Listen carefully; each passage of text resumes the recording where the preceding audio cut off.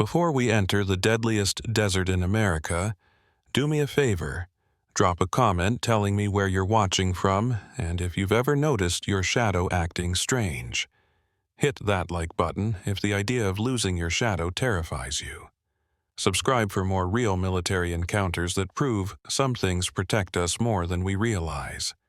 Now let's go into the Mojave. I am Corporal Oscar Kahn, United States Marine Corps, 3rd Battalion, 7th Marines. What I'm about to tell you may sound like a fairy tale. A story about a child with the ability to fly and his shadow that never leaves him.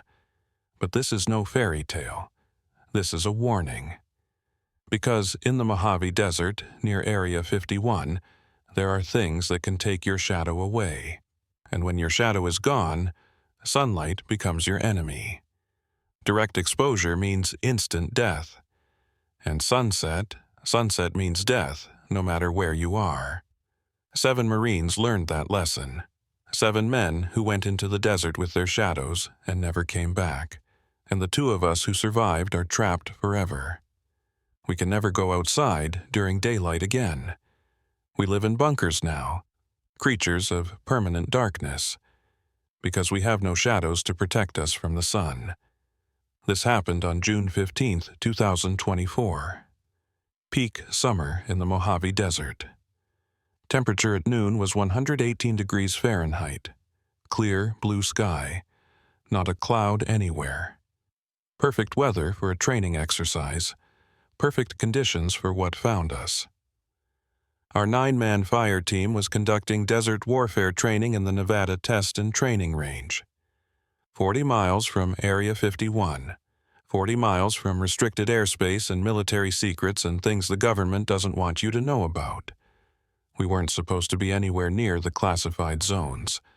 But the desert is big, and sometimes coordinates get mixed up, and sometimes you end up exactly where you're not supposed to be.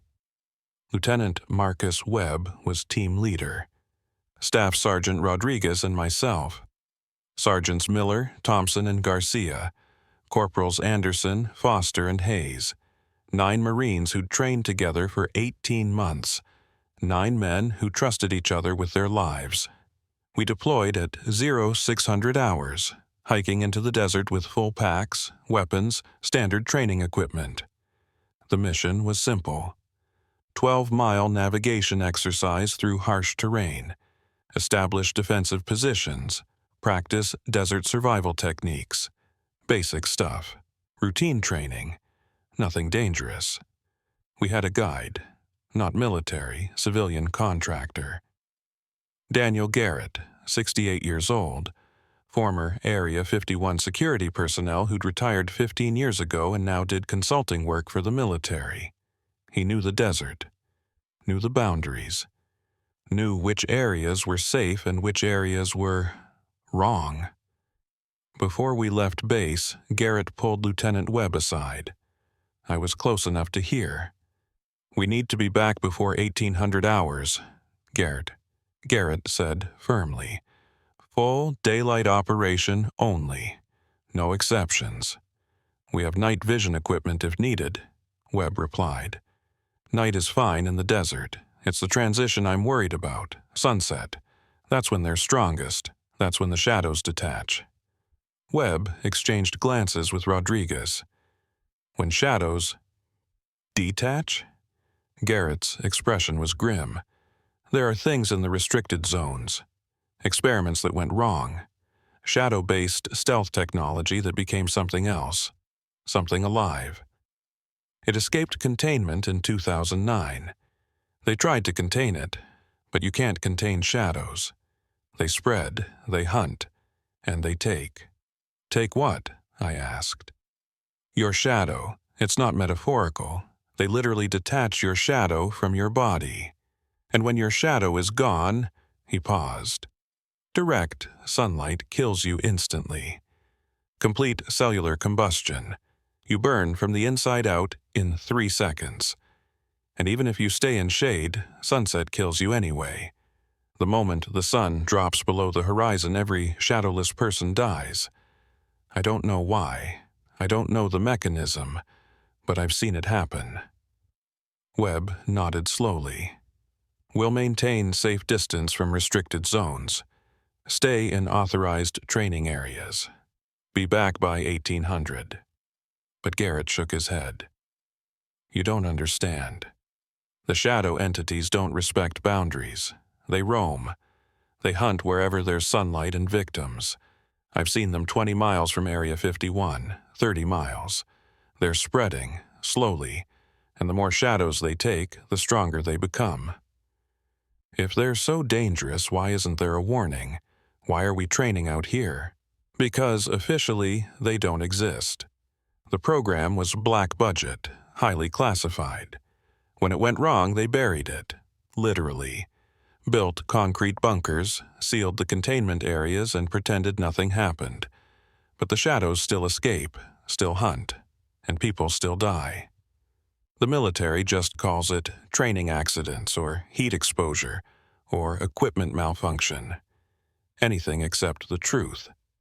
Which is that we created predators made of darkness, and now they're loose in the desert, hunting anyone who casts a shadow. We moved out at 0630, hiking into the Mojave under the rising sun.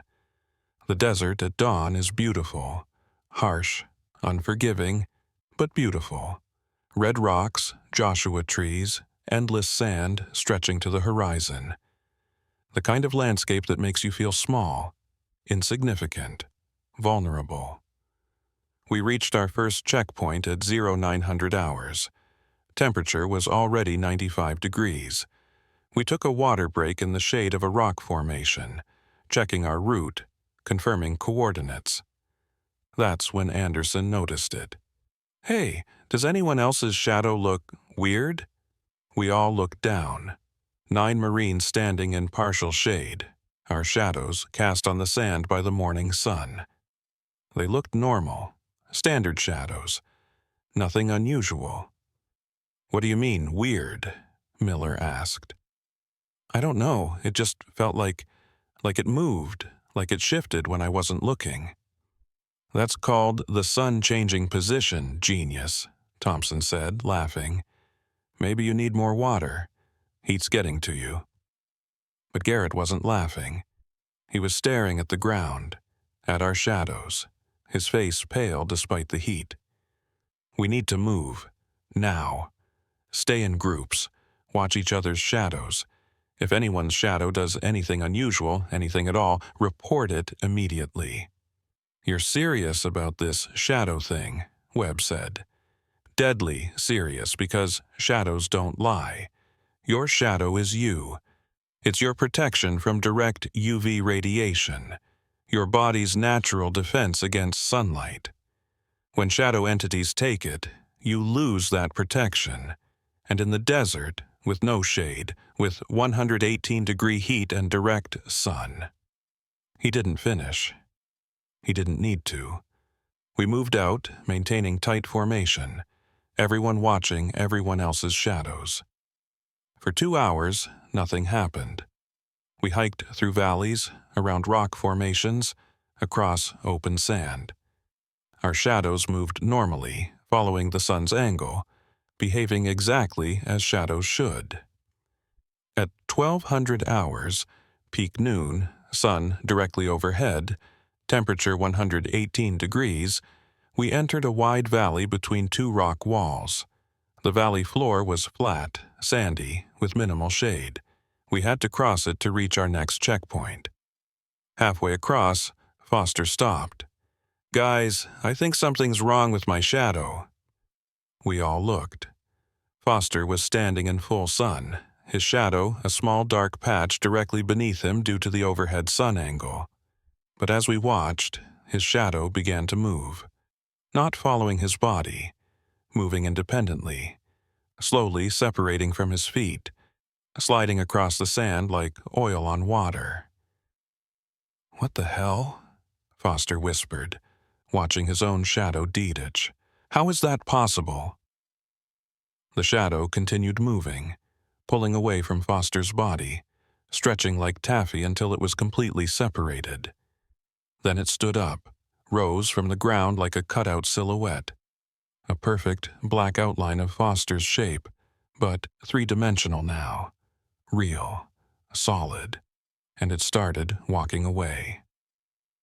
"My shadow is leaving," Foster said, his voice shaking. "My shadow is walking away from me. This isn't possible. This isn't—" "Foster, get to shade now!" Garrett yelled. "Don't stand in direct sun." But Foster was frozen, watching his shadow walk across the valley, moving with purpose, heading toward the rock walls. And as we watched, the shadow Foster merged with the shadows at the base of the rocks and disappeared. Foster looked down at himself, looked at the ground where his shadow should be. The sun was directly overhead, blazing at 118 degrees, and Foster was standing in full exposure with no shadow protecting him. "I don't have a shadow anymore," he said quietly. "How do I not have a shadow? How is that—" His skin started smoking. It happened fast. Wisps of smoke rising from his arms, his face, anywhere the direct sunlight touched. Foster looked at his hands in confusion, watching them smoke like he was standing too close to a fire. Then the smoking became burning. Then the burning became combustion. Foster didn't even have time to scream. His entire body ignited from within, cells combusting at molecular level, flesh and bone turning to flame. 3 seconds, that's all it took. 3 seconds of direct sunlight without a shadow, and Foster was reduced to ash. Nothing left but scorched sand and the smell of burning flesh. We stood in shocked silence, staring at the spot where Foster had been standing, staring at the pile of ash that was all that remained of a Marine we'd known for 18 months. "Jesus Christ," Anderson whispered. "What the fuck just happened?" "Shadow entity," Garrett said, his voice shaking. "They took his shadow, and without it, the sunlight killed him. We need to move, now. They know we're here. They'll come for the rest of us." "How do we fight shadows?" Webb demanded. "You don't. You run, you stay in shade. You reach shelter. The bunkers near Area 51, they're built specifically for this. Underground facilities where shadowless people can survive. But we're 15 miles from the nearest bunker. And it's noon. Peak sun. Worst possible time." From the rocks around us came movement. Not physical movement, shadow movement. We watched as dozens of shadow entities emerged from the darkness at the base of the rock walls. Human-shaped silhouettes. Walking on 2 legs. Moving with purpose and intelligence. And they were coming toward us. "Defensive formation," Webb ordered. "Everyone to the center." We formed a tight circle, weapons raised, though I had no idea what good bullets would do against shadows. The entities circled us, staying just at the edge of direct sunlight, using the shade cast by the rocks as cover. Then one of them moved. Fast, impossibly fast. It darted into the sunlight, attached itself to Miller's shadow, and pulled. Miller's shadow separated from his feet, stretched like rubber, then snapped free. The entity absorbed Miller's shadow into itself and retreated to the shade. Miller looked down. No shadow. He looked at us, eyes wide with terror. "Get him to shade," Rodriguez yelled. We grabbed Miller, dragged him toward the rock wall, toward the shadows cast by the rocks. But we had to cross 10 feet of direct sunlight to get there. 10 feet that should have been nothing. 10 feet that became a death sentence. Halfway to shade, Miller's skin started smoking. He screamed, tried to run faster, made it to the shade just as his clothes caught fire. We tackled him, rolled him in the sand, put out the flames. But he was burned, badly, 3rd-degree burns across his arms and face from just 5 seconds of exposure. "It hurts," Miller gasped, his burnt skin already blistering. "The sun, it hurts so much. Why does it hurt?" "Your shadow protects you from UV radiation," Garrett explained quickly. "Without it, you're completely vulnerable. Direct sun becomes lethal. Even brief exposure causes severe burns. You can't go in sunlight at all anymore, not for a second. How long until it kills me? Miller asked, and I heard the desperation in his voice. Garrett checked his watch. Sunset is at 18:06 hours. 6 hours and 6 minutes. At sunset, every shadowless person dies. I don't know why, but I've seen it. The moment the sun touches the horizon, they just stop. Hearts stop. Brains stop. Like someone flipped a switch. 6 hours, Miller repeated. I have 6 hours to live. Unless we get you to a bunker, underground, sealed facility, away from all sunlight. Then you can survive indefinitely, but you can never come out during the day again. Ever. 2 more shadow entities darted forward. We tried to stop them, tried to shoot them, but bullets passed through shadows like they were nothing. The entities attached to Thompson and Garcia's shadows and pulled. Both shadows separated. Both men became shadowless in seconds. 3 of you now, Garrett said, checking his watch. 1,208 hours. We have 5 hours and 58 minutes to get you 15 miles to the bunker. That's 3 miles per hour. Doable if we had clear terrain and vehicles. But we're on foot in the desert, with 3 shadowless men who can't step into direct sun. Can we wait until night? Webb asked. Travel after dark? No, sunset kills them. We have to move now, during daylight, which means we need to provide shade. We improvised quickly, used our ponchos and tarps to create portable shade. 1 Marine on each side holding the tarp, creating a corridor of shade that Miller, Thompson, and Garcia could walk through. It worked, but it was slow, maybe 1 mile per hour. At that rate, we'd need 15 hours to reach the bunker. We had 6 hours. At 12:30 hours, after moving maybe half a mile, we encountered more shadow entities. They'd been waiting for us. Dozens of them, emerging from every patch of shade, every shadow cast by rocks and Joshua trees. They surrounded us, cutting off our route, forcing us into open ground. They're hurting us, Rodriguez realized, pushing us into the sun, into areas with no shade. They're hunting, Garrett corrected. Taking shadows is how they feed, how they grow stronger. Every shadow they take adds to their mass, their intelligence, their power. They want all of us. They won't stop until every one of us is shadowless. An entity rushed Anderson. He dodged, but it caught his shadow anyway, pulled it free like peeling a sticker from paper. Anderson's shadow joined the entity, and Anderson joined Miller, Thompson, and Garcia as shadowless. 4 shadowless Marines. 5 with shadows. 5 hours and 45 minutes until sunset. We need vehicles, Webb said desperately. Air support, evacuation. Radio won't work here, Garrett said. Area 51 jamming. And even if we could call for help, what would we tell them?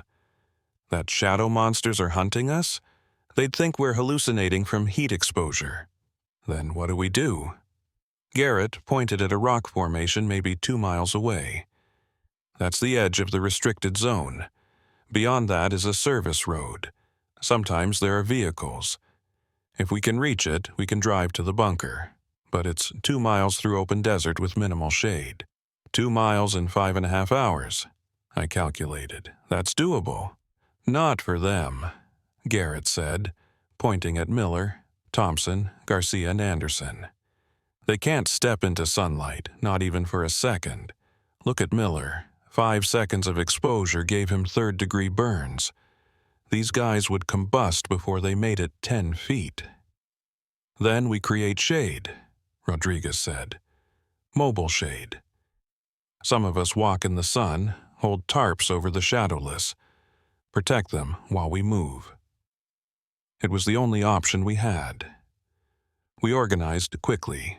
Webb, Rodriguez, Hayes, Garrett, and I would provide mobile shade. We'd walk in full sunlight, holding tarps above Miller, Thompson, Garcia, and Anderson, creating a moving corridor of protection. It was 118 degrees. We'd be walking in full sun, full heat, full exposure for 2 miles. The exertion alone could kill us. Heat exhaustion, heat stroke, dehydration. But it was the only way to save the shadowless Marines. We started walking at 12:45 hours, 5 hours and 21 minutes until sunset, 15 miles to the bunker, and an army of shadow entities hunting us across the Mojave Desert. Every step we took, I could feel them watching, waiting, studying our formation, looking for weaknesses, looking for opportunities to take more shadows, looking for the moment when we'd make a mistake that would cost us everything. Because in the Mojave Desert, under the blazing June sun, without a shadow to protect you, you had exactly 3 seconds to live. And sunset would kill you anyway. Walking through the Mojave Desert at noon, holding tarps over your teammates while shadow monsters hunt you is a special kind of hell. The temperature was 118 degrees. Direct sunlight felt like standing under a heat lamp. Within minutes, my uniform was soaked with sweat. Within 10 minutes, I was drinking water faster than I could afford to. Within 20 minutes, I understood that we might die from heat exposure before the shadowless Marines died from sunset. But we kept moving, one step at a time. 5 Marines in full sun holding tarps, creating a corridor of shade.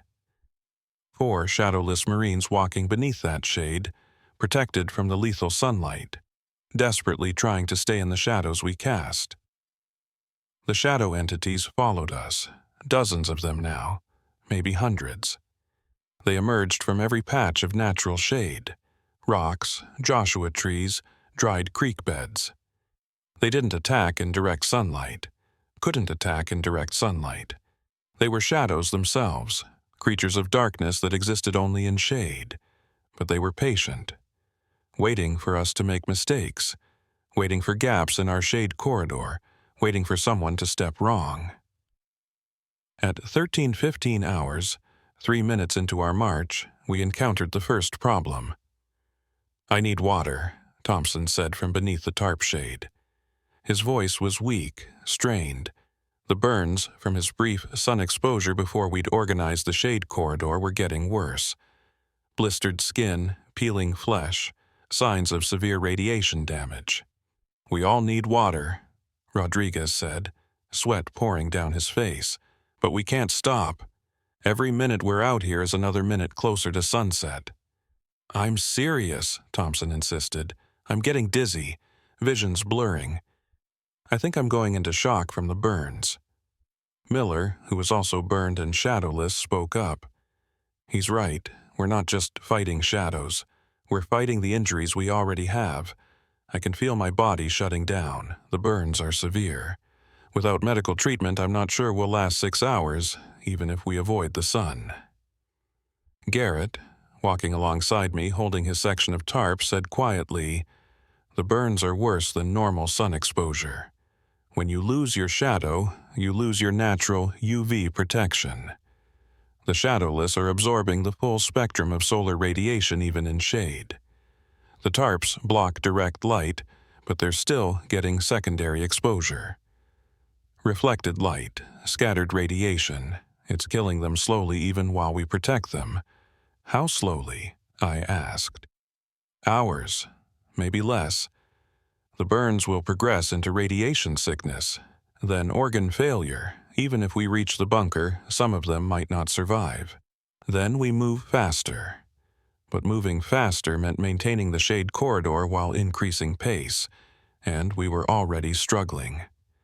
Hayes was limping, rolled ankle on the uneven terrain. Rodriguez was showing signs of heat exhaustion. Webb was pushing through sheer willpower, but I could see him faltering. And the shadow entities knew it. They could sense weakness, could smell vulnerability.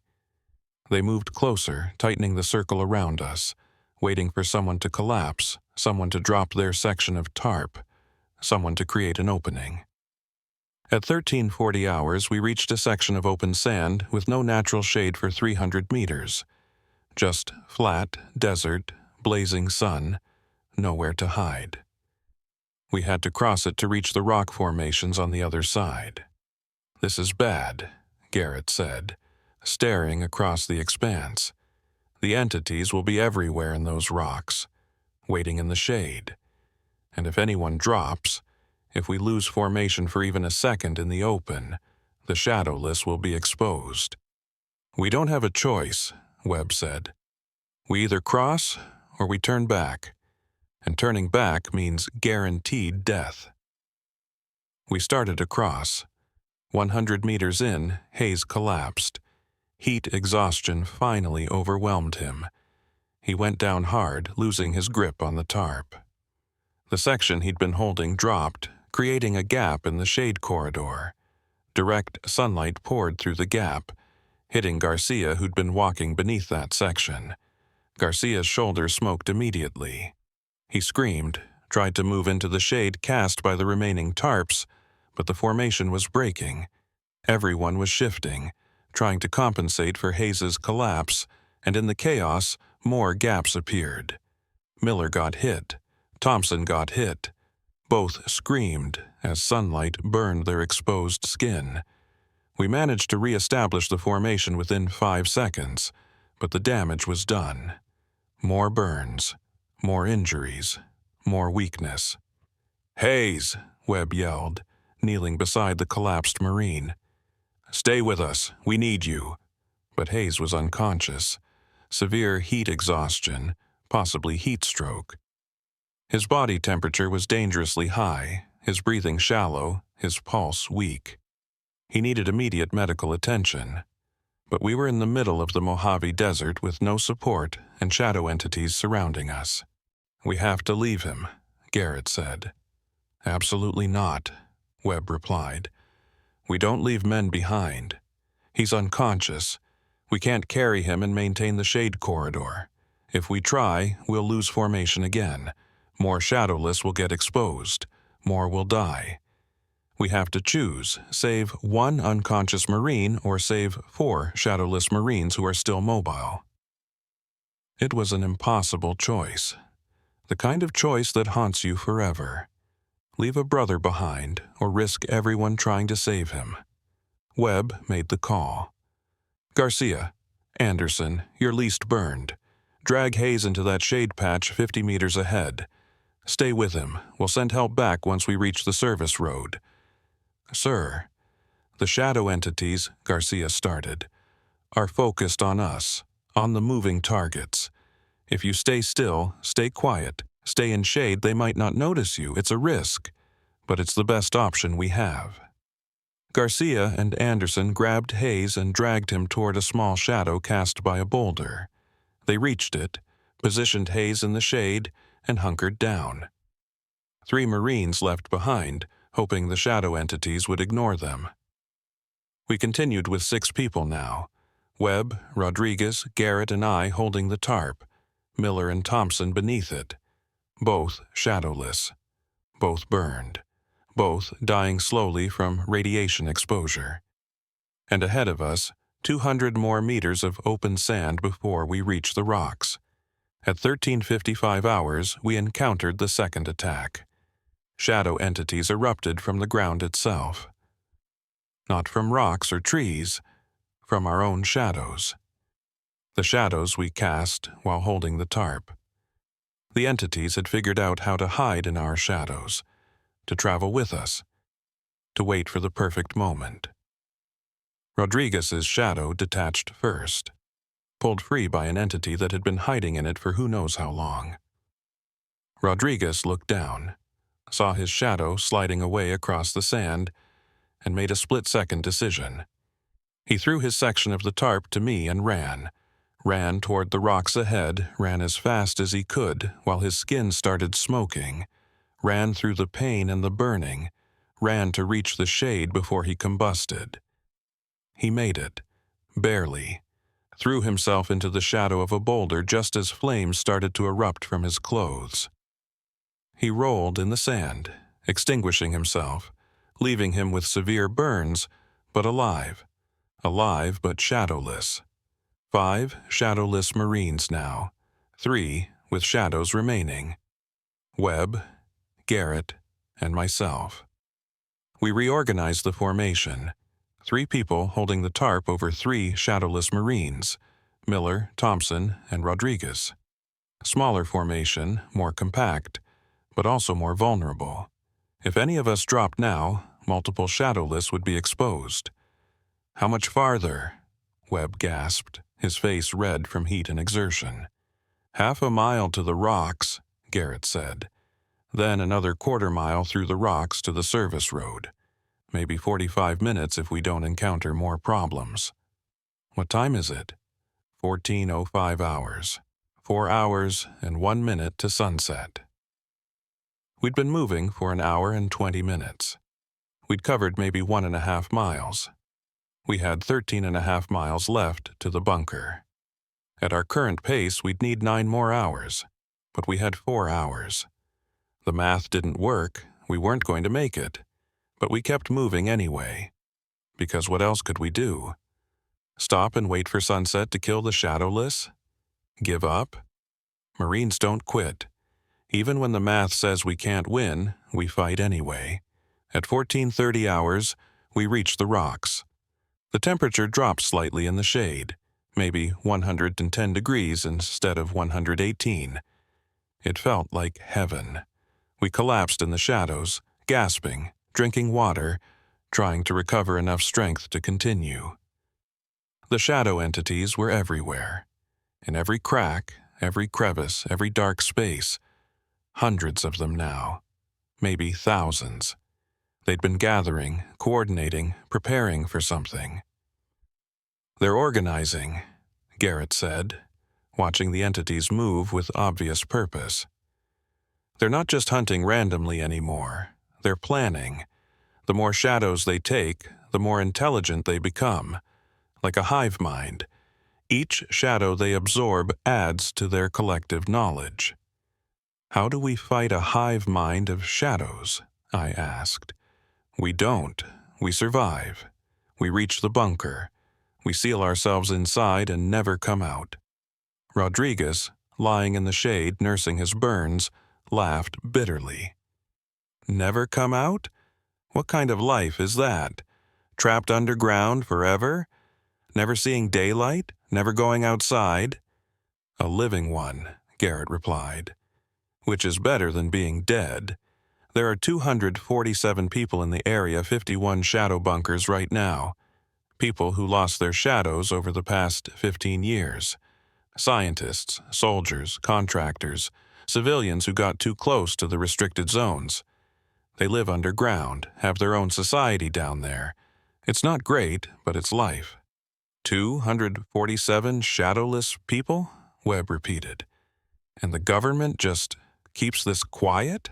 They have to.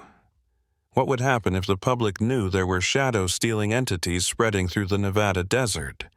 Panic, chaos, questions about Area 51 and black budget programs. It's easier to keep it classified and manage the situation quietly. Manage? Thompson laughed, his burned skin cracking. You call this managed? We're Marines dying in the desert from shadow monsters. You're Marines who entered restricted zones without proper clearance or protection, Garrett said coldly. This was preventable. I warned Webb. I told him the danger. But we came anyway because the military doesn't officially recognize the threat, so proper protocols aren't followed. Then why did you agree to guide us? I asked. Because I'm trying to save lives. I've lost too many people to these things. Friends, colleagues, my wife. The statement hung in the air. Your wife? Webb asked quietly. Garrett nodded. 15 years ago, she was a researcher at Area 51, working on the Shadow Stealth Project. She was there when containment failed. When the shadows became sentient, she lost her shadow protecting others during the evacuation. Made it to the bunker. Lived underground for 8 years. Then, he paused. Then one day she said she couldn't do it anymore. Couldn't live in darkness forever. She walked out of the bunker at noon. Died in 3 seconds. We sat in silence processing that. The horror of living without a shadow. The horror of choosing death over eternal darkness. At 14:45 hours, we heard vehicles. Distant at first, then closer. The unmistakable sound of military trucks on the service road. "That's our ride," Webb yelled. "Come on, 1/4 mile through these rocks." We moved as fast as we could. Webb, Garrett, and I held the tarp. Miller, Thompson, and Rodriguez stumbled beneath it, their burns making every movement agony. Behind us, shadow entities poured from the rocks, sensing we were close to escape, desperate to take the remaining shadows before we reached safety. An entity caught Garrett, pulled his shadow free in seconds. Garrett screamed, not from pain, but from realization of what had just happened. He looked at his hands, his shadow-free hands, and knew he had minutes of sun exposure before combustion. "Go!" he yelled at Webb and me. "Get them to the trucks, I'll hold the entities here." "Garrett, no. I'm already dead. I lost my shadow, and sunset is in 3 hours. Just go!" Garrett ran back toward the entities. Not to fight them, you can't fight shadows, but to draw them away, to give us time, to sacrifice himself so others might survive. We ran. Webb and I held the tarp over Miller, Thompson, and Rodriguez, sprinted through the rocks, ignoring the pain, ignoring the exhaustion, focusing only on reaching the service road. We burst out of the rocks at 15:02 hours and saw the service road. Saw 2 military trucks parked maybe 50 meters away. Saw potential salvation. But 50 meters was open ground, full sun, no shade, and Webb and I were the only ones left with shadows. "We need to move the trucks closer," Webb said. "Drive them into the shade here, load everyone, then drive to the bunker." "I'll go," I said. "You stay here, hold shade over these 3. I run to the trucks, drive one back. You'll be exposed for maybe 20 seconds in full sun. As long as you have your shadow, you'll be fine." I checked my shadow. Still there. Still attached. Still protecting me from the 115-degree sun. I ran, 50 meters across open desert. The sun blazed down on me, but my shadow protected me, absorbed the UV, kept me from burning. I reached the trucks, found keys in the ignition, standard military protocol in remote areas, started the engine, and saw my shadow disappear. An entity had followed me, attached itself to my shadow during the run, and now, standing next to the truck, I watched my shadow slide away across the sand, independent of my body, absorbed by the entity hiding beneath the vehicle. I looked down. No shadow. I looked at the sun, feeling its heat suddenly intensify, feeling my skin start to prickle, feeling the first signs of combustion beginning. I had maybe 10 seconds before I burned. I jumped into the truck, slammed the door, and drove toward the rocks as fast as possible. The truck's shadow provided protection, mobile shade that kept me from direct sun. I reached the rocks, positioned the truck so its shadow fell over Webb and the shadowless Marines. Webb stared at me through the windshield, saw my shadowless form inside the truck, understood immediately. "Con," he called, "did you lose your shadow?" I nodded, couldn't speak. The reality was too overwhelming. "Can you drive with the windows up? Stay in the truck's shadow?" I nodded again. "Then you're our driver. Everyone in the truck, now!" Webb, Miller, Thompson, and Rodriguez piled into the truck's shadow. But there was a problem. The truck sat 5 people maximum. Webb, me, Miller, Thompson, Rodriguez, that was 5. But we'd left Garcia, Anderson, and Hayes back at the boulder. 3 more Marines. and we'd lost Garrett somewhere in the rocks, and Foster had combusted at the beginning. 9 Marines had started this mission. Only 5 were left, and all 5 were shadowless now.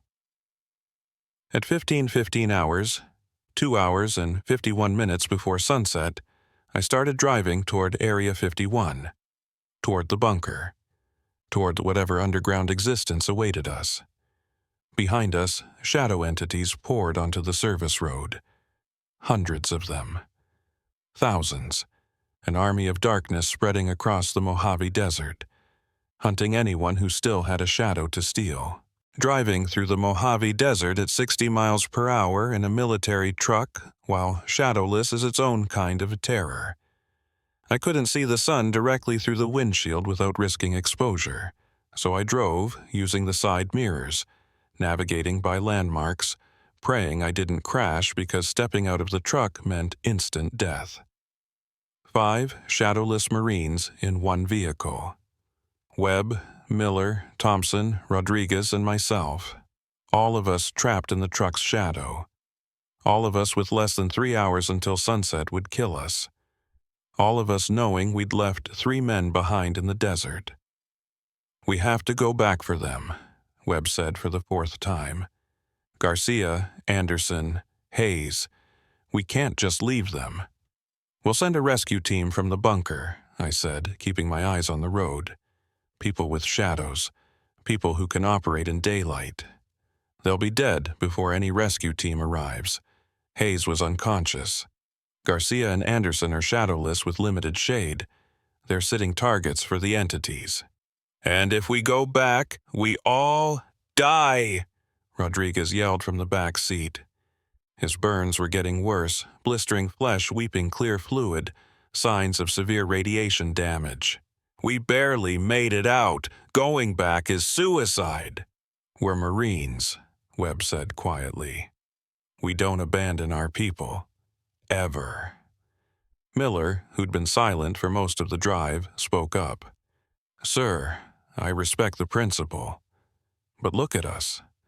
We're all shadowless. We're all burned. We're all dying even in the truck's shade.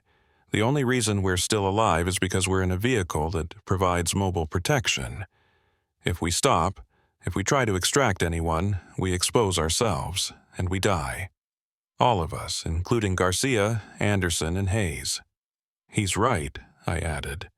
"The most logical move is to reach the bunker, get underground, send a properly equipped rescue team. That's how we save the most lives." Webb was quiet for a long moment. Then, "What time is it?" 1,535 hours, I said, checking the dashboard clock. 2 hours, 31 minutes to sunset. "And how far to the bunker?" 12 miles, maybe 15 minutes at this speed. "And if we divert to pick up our men?" I calculated quickly. Back to their position is maybe 8 miles off our current route, 16 miles round trip, then 12 more to the bunker, 28 miles total. At our current speed, that's 28 minutes. But that's if everything goes perfectly, if we don't encounter complications.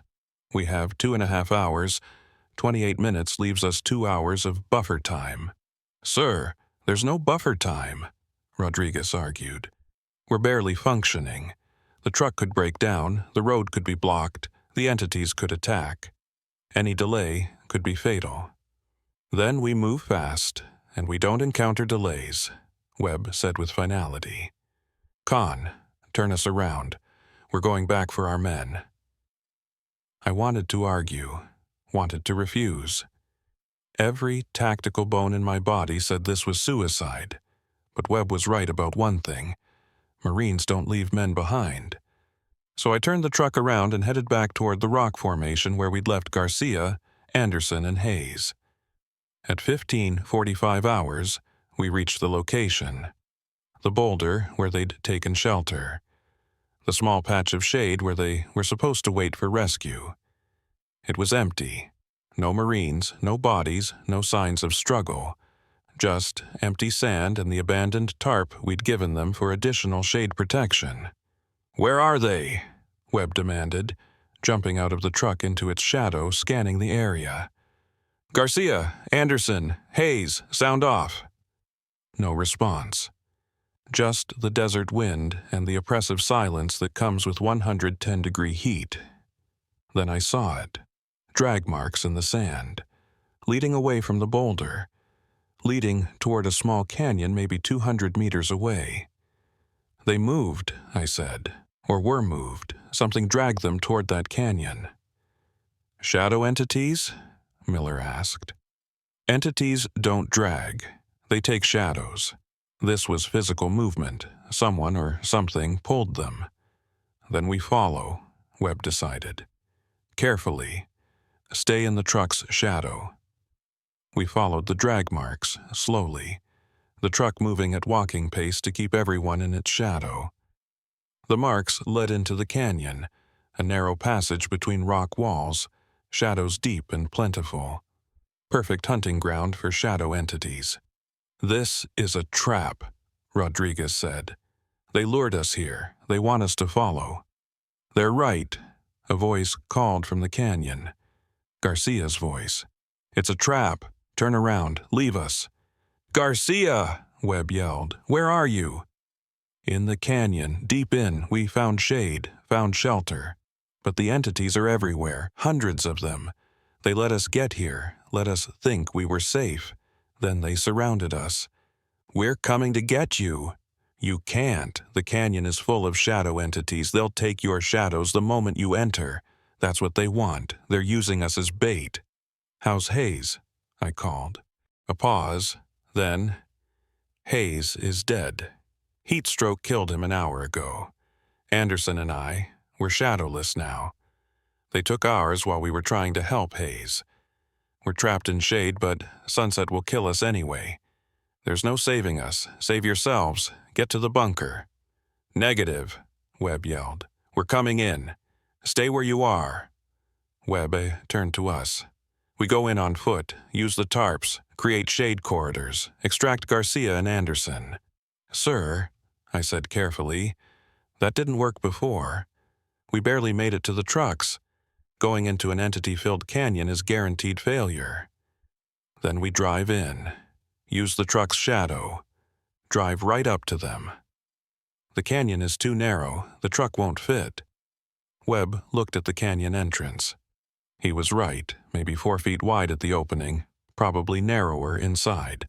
No way to drive a truck through it. "Then we make a choice," Webb said quietly.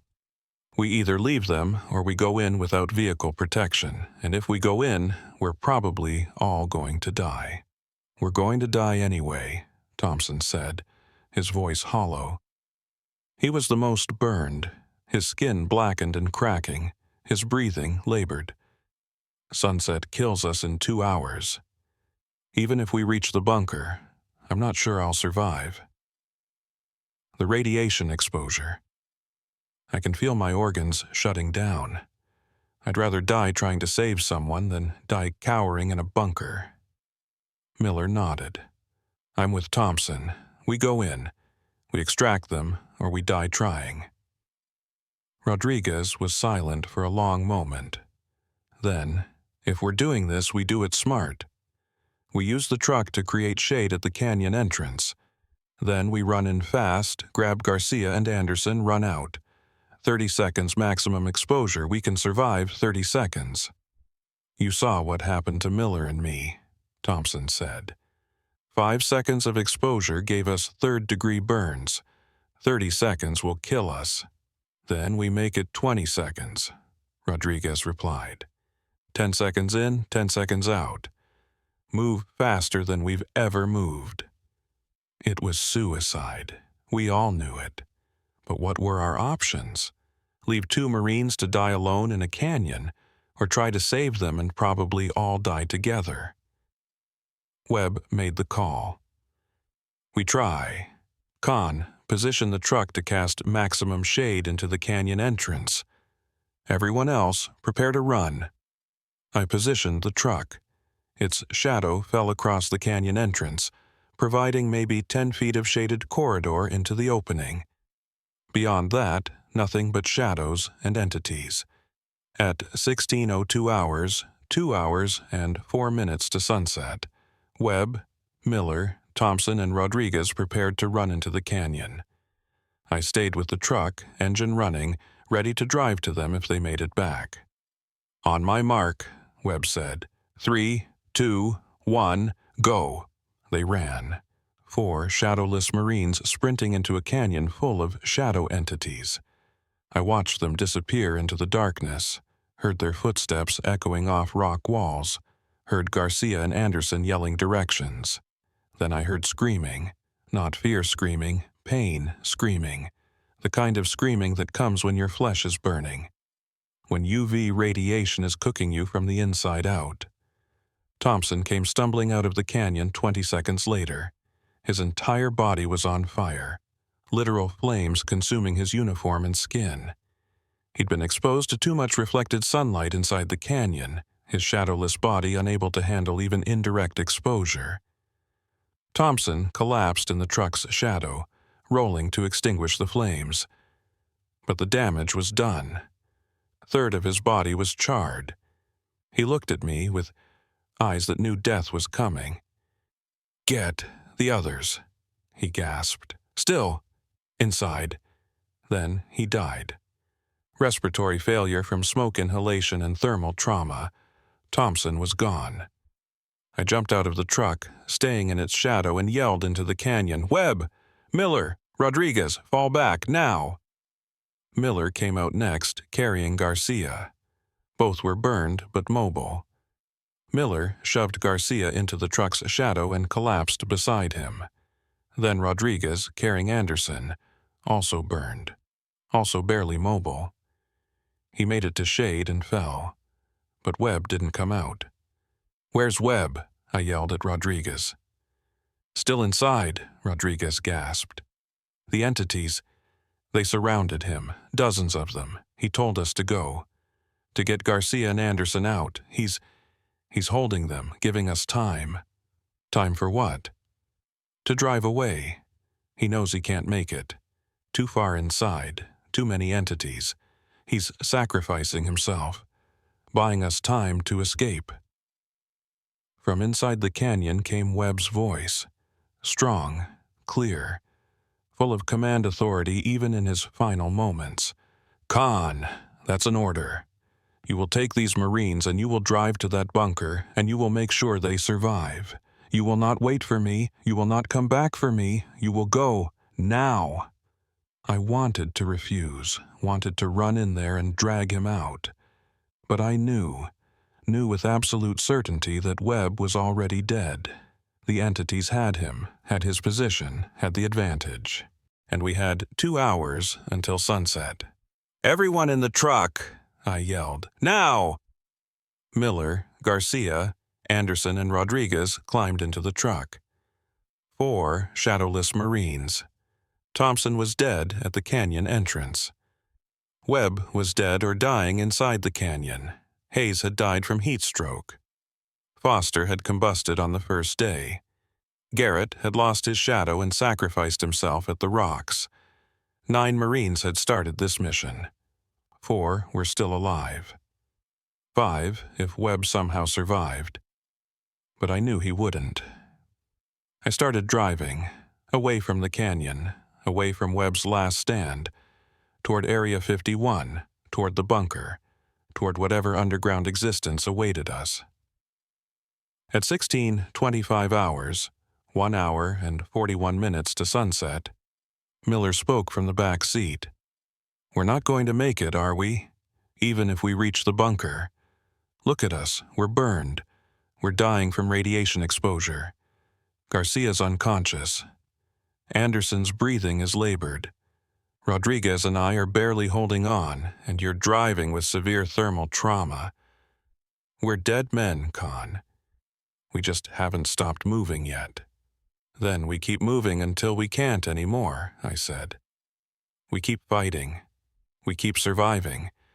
Because that's what Marines do." "Why?" Anderson asked weakly. "What are we surviving for? To live underground forever? To never see daylight again? To exist in darkness for however many years we have left. To live, I said simply.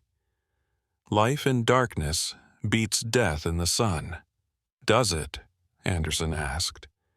Garrett's wife didn't think so. She chose death, walked out into noon sunlight after 8 years underground.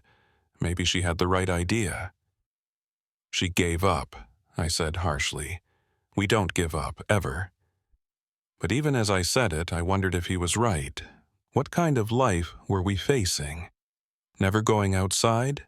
Never feeling sunlight? Never casting a shadow? Living like vampires in reverse, hiding from the day instead of the night. At 1640 hours, the truck's engine started making a strange sound. Knocking, grinding, signs of mechanical failure. No, I whispered, not now. Not here. But the engine didn't care about my prayers. At 1643 hours, 1 hour and 23 minutes before sunset, the truck died. We were 8 miles from the bunker. 8 miles that might as well have been 800, because without the truck's shadow we had no protection. No mobile shade. No way to move without instantly dying in the sun. I looked at the other Marines. Rodriguez was unconscious now, his burns too severe. Garcia had never regained consciousness. Anderson was barely breathing. Miller was the only one still alert, still functional. What do we do? Miller asked quietly. I checked the time, checked the sun position, calculated angles and distances and survival probabilities. We wait for sunset, I said. It's the only option. We can't move in daylight without shadows, but after sunset, once it's dark, we can walk. 8 miles. We can cover that in 3 hours if we push hard. Sunset kills shadowless people, Miller reminded me. That's what Garrett said. But maybe it only kills people who are exposed to the transition, who watch the sunset. If we're sealed in the truck, windows covered, not seeing the sunset, you're guessing, Miller said. I'm hoping, I corrected. It's all we have left. At 1710 hours, 56 minutes to sunset, we used what tarps and supplies we had to cover every window in the truck, creating complete darkness inside, sealing ourselves away from the setting sun. We sat in total blackness, waiting, listening to our own breathing, listening to Rodriguez's labored gasps, listening to the desert wind outside. Con, Miller said in the darkness, if this doesn't work, if sunset kills us anyway, I just want to say it's been an honor. You too, Miller. And if it does work, if we survive to reach the bunker, promise me something. What? Promise me we won't give up, won't pull a Garrett's wife, won't walk into the sun just because living in darkness is hard. Promise me we'll survive. For Webb, for Thompson, for all of them. I promise, I said. At 18:06 hours, the sun set below the Mojave horizon, and we waited to see if we would die. We sat in total darkness inside the sealed truck, waiting for sunset to kill us. The dashboard clock glowed faintly. 18:06 hours. Sunset. The moment when every shadowless person was supposed to die. The moment Garrett had warned us about. The moment we'd been racing against for 6 hours. I held my breath, listened for sounds of death, listened for Rodriguez, Garcia, Anderson, Miller to suddenly stop breathing. Listened for whatever mechanism killed shadowless people at sunset to trigger. Nothing happened. 18:07 hours, still alive. 18:08 hours, still breathing. 18:10 hours. We'd survived sunset. Why are we still alive? Miller asked in the darkness. Garrett said sunset kills shadowless people, but we're still here. Maybe he was wrong, I said.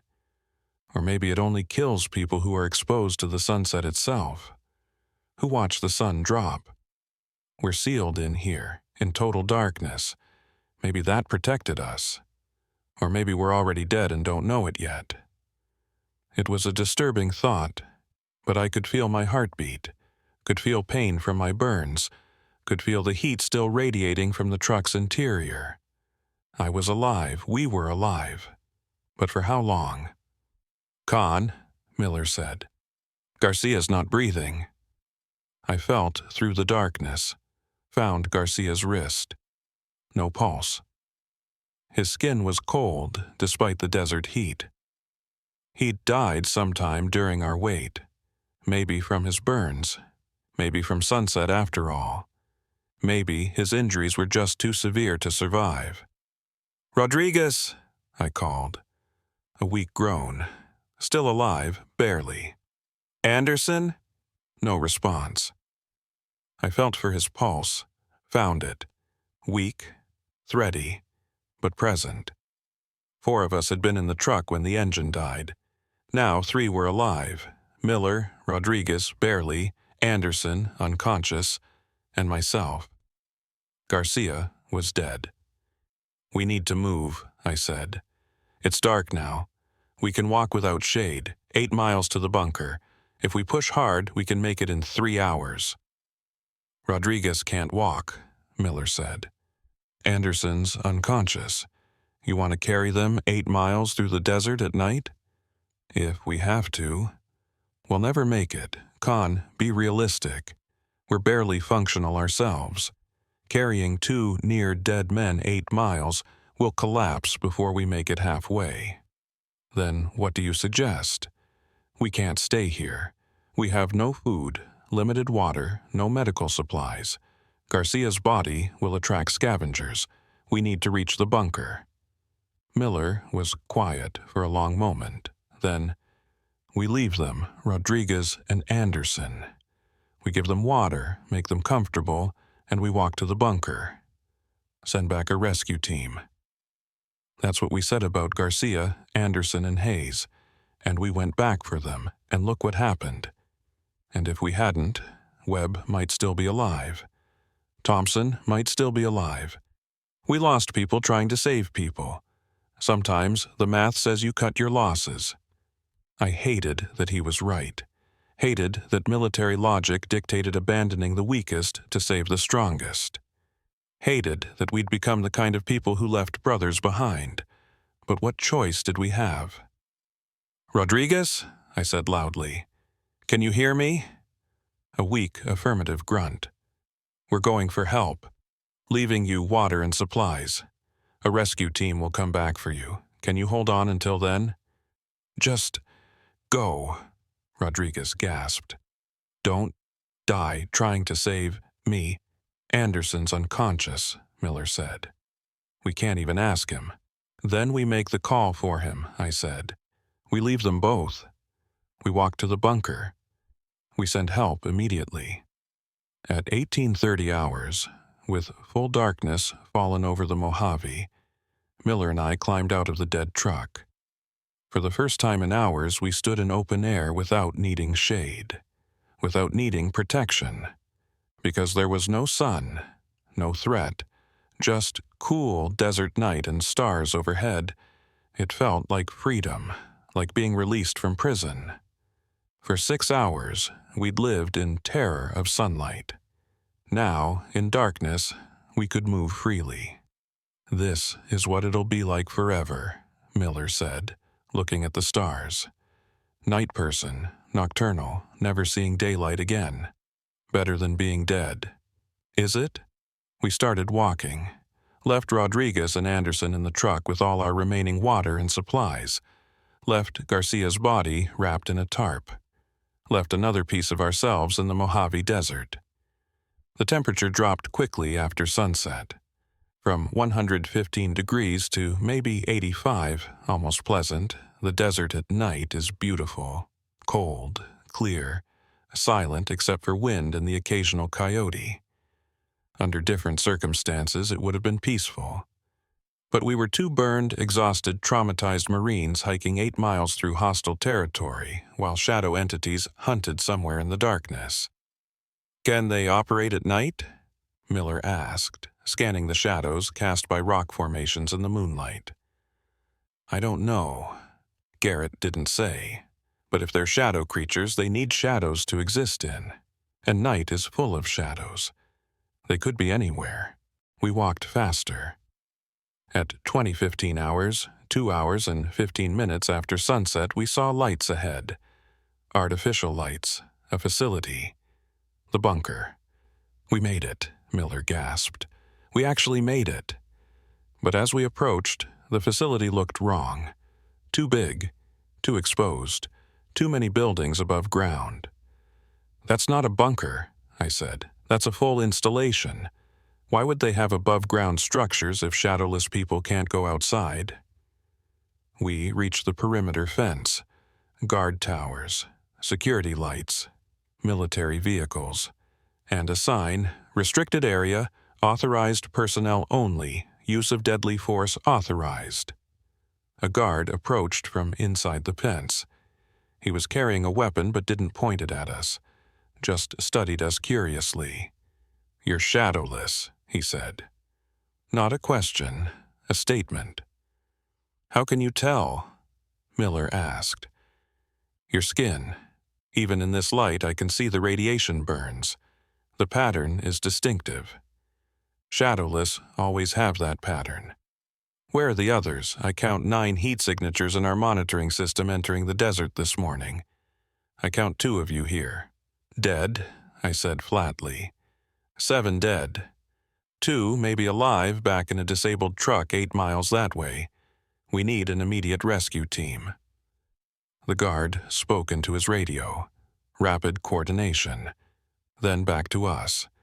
"Team is deploying now. They'll extract your men if they're still alive. But we need to get you 2 inside, underground. You've survived one sunset, but you're still vulnerable. Follow me." He led us through the gate, across a courtyard, to a building that looked like a standard military office structure. But inside was an elevator, going down. Not 1 level, not 2 levels. 10 levels down. "Welcome to Shadow Haven," the guard said as the elevator descended. "Population 261 as of yesterday. 263 as of now, assuming you survive the medical screening." "Medical screening?" Miller asked. "Your burns are severe. Radiation exposure is critical. The descent underground will put pressure on damaged tissue. Some shadowless die during the screening process. Organs shut down. Hearts fail. Bodies that survive the surface can't handle the transition to permanent underground living." The elevator opened on level 10, a massive underground complex. Corridors branching in every direction, artificial lights, ventilation systems, and people. Dozens of people. All of them pale. All of them with similar radiation burn patterns. All of them shadowless. We were led to medical, a full hospital setup. Doctors, nurses, equipment. Everything needed to treat the specific injuries that came from losing your shadow. Severe epidermal radiation burns across 70% of body surface, a doctor said, examining me. Corneal damage from unfiltered UV exposure. Early signs of internal organ radiation damage. You got lucky. Another hour without treatment, and you'd be dead. "What about our men?" I asked. "Rodriguez and Anderson. In the truck." The doctor exchanged glances with a nurse. "The rescue team is attempting extraction, but the truck is surrounded by shadow entities, hundreds of them. They're converging on your men. The team can't get close without losing their own shadows." "You're saying they're going to die out there?" "I'm saying the team is trying, but the entities are learning, adapting, becoming more aggressive. We lose someone every week trying to rescue new shadowless. The entities have figured out we always send rescue teams. They used survivors as bait. Miller and I were separated. Different treatment rooms, different doctors. I underwent 3 hours of intensive treatment. Burn debridement, radiation mitigation drugs, IV fluids, pain management.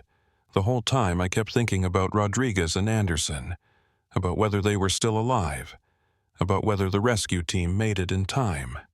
At 23:15 hours, a doctor entered my room. "Your friend Rodriguez didn't make it," he said gently. "Died before the rescue team arrived. Combination of severe burns and exposure. Anderson is alive but in critical condition. 50-50 survival odds.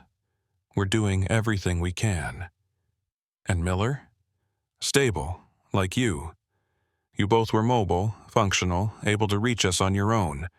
That gave you the survival advantage. The ones who needed carrying, they rarely make it." I lay back on the hospital bed processing the numbers. 9 Marines had entered the Mojave Desert on a training exercise. 9 men with shadows. 9 men who thought they were safe. Foster combusted in the first hour. Hayes died of heat stroke. Garrett sacrificed himself. Thompson burned to death trying to rescue others. Webb made a last stand in the canyon. Garcia died waiting for sunset. Rodriguez died waiting for rescue. 2 had survived to reach the bunker, Miller and myself. Anderson might survive. Might not. At best, 3 survivors. At worst, 2, a 67 to 78% casualty rate. For a routine training exercise. Because shadow-based stealth technology had become sentient and escaped containment 15 years ago, and the military had buried the incident instead of warning people. On the 3rd day underground, I was cleared for limited mobility. A nurse gave me a tour of Shadow Haven. Level 10, medical and intake, where new shadowless arrive. Level 9, housing. Small apartments, hundreds of them. People living their entire lives underground. Level 8, hydroponics and food production. Growing food under artificial light. Level 7, recreation. Gyms, movie theaters, libraries. Everything you need to stay sane while living in a cave. Level 6, education and training. Teaching shadowless how to live underground. How to never accidentally expose themselves to sunlight. How to survive in eternal darkness. Levels 5 to 1. Classified. The nurse wouldn't say what was there. "How long have you been here?" I asked the nurse. 4 years. Lost my shadow during a geological survey. Stepped into the wrong shadow at the wrong time. Entity took mine before I knew what was happening. I've been underground ever since. Do you ever want to leave? She smiled sadly. Every single day. But wanting and doing are different things. I've seen 38 people attempt to leave. 38 people who decided they couldn't live in darkness anymore. 38 people who walked up to level 1, opened the surface door, and stepped into sunlight. And 38 piles of ash. That's what I've seen. Some lasted 3 seconds. Some lasted 1 second. One man, I'll never forget, lasted 5 seconds.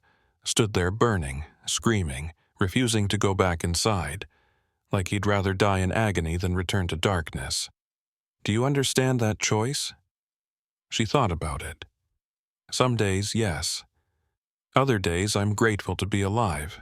It depends on the day, on the mood, on how much I miss the sun. I met other residents. Scientists who'd worked on the original Shadow Project. Soldiers who'd encountered entities during training. Civilians who'd hiked into restricted zones. All of them shadowless, all of them trapped underground forever. And I met the long-term residents. People who'd been shadowless for 10 years, 15 years. They'd adapted, accepted their fate, built lives in permanent darkness.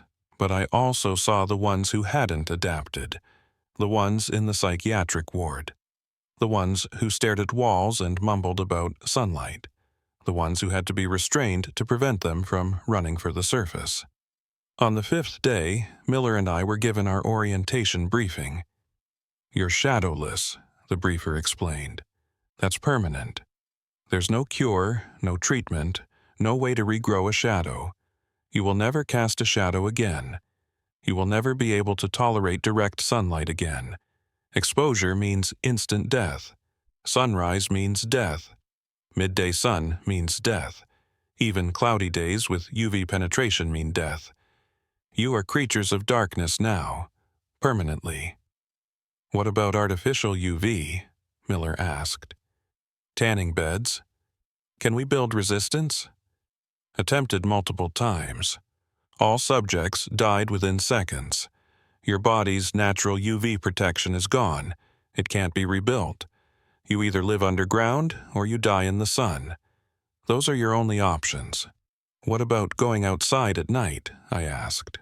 "Possible, but risky. The shadow entities are nocturnal hunters too. They operate in any shadow, day or night. Going outside means exposure to entities. Most shadowless stay underground permanently. It's safer." "So we're prisoners," Miller said. "You're survivors," the briefer corrected. "There are worse fates than living underground." On the 7th day, Anderson woke up. He'd survived his injuries. 3 Marines had made it out of the Mojave alive. On the 10th day, I went to level 1, the surface level, the level closest to outside. There was a door, heavy steel, sealed, with a window, a reinforced window that allowed you to look outside without exposure to direct sunlight.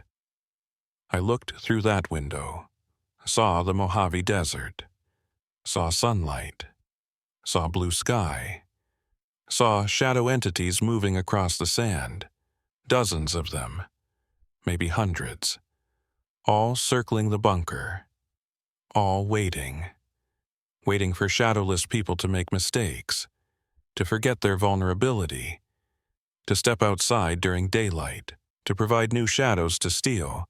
They were patient. They had time. And every year, more shadowless arrived. More people who'd lost their shadows to the entities. More residents of Shadow Haven. The facility was designed for 200 people. We now had 263, and the number kept growing. I'm writing this as a warning, because the military won't tell you. The government won't tell you. They classify it, bury it, pretend shadow entities don't exist. But they do exist. They're spreading through the Nevada desert. 40 miles from Area 51, then 50 miles, then 60, slowly expanding their territory, slowly increasing their numbers with every shadow they steal, and there's nothing stopping them. No weapons work on shadows, no barriers contain them, no strategies prevent them. They're patient, they're intelligent, they're hunters that operate in the one place we can't eliminate. Darkness itself. I'm 32 years old. I'll probably live another 40 years. 40 years underground. 40 years never seeing sunlight. 40 years living in artificial light and recycled air. But I'm alive. Miller's alive. Anderson's alive. 3 survivors from a 9-man team. We live in a bunker now, in darkness, in permanent shadow. Because we have no shadows of our own. And if you ever find yourself near Area 51, if you ever see a shadow that moves wrong, if you ever feel like your shadow isn't quite attached the way it should be, run. Don't stop. Don't look back. Don't try to fight. Because once they take your shadow, you have 2 choices. Live underground forever, or die in the sun. There is no third option, and every single day I look at that reinforced window. Look at the sunlight I can never touch again. Look at the blue sky I can never see with my own eyes.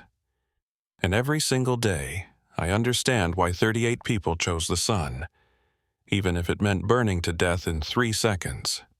because living without sunlight isn't really living. It's just existing, in permanent darkness, forever. But I'm a Marine, and Marines don't quit, so I'll exist. I'll survive. I'll live in the darkness. Because the alternative is ash, and I'm not ready to burn yet.